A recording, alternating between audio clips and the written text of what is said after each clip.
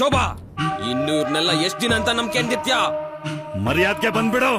ಇವನ್ ಜೊತೆ ತಾಳಿ ಕಟ್ಸ್ಕೊಳ್ಳೋದಲ್ಲ, ಇವನ್ನ ಸಿಗ ತೋಡ ಕಟ್ಬಿಡ್ತೀನಿ. ಏಯ್ ನಡಿಯಮ್ಮ ನೀನು.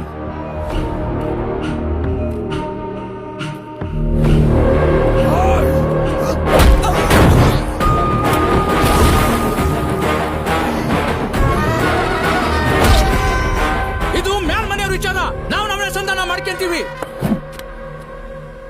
ಇಲ್ಲಿ ನಡಿಬೇಕಾಗಿರೋದು ಸಂಧಾನ ಅಲ್ಲ, ಸಂವಿಧಾನ.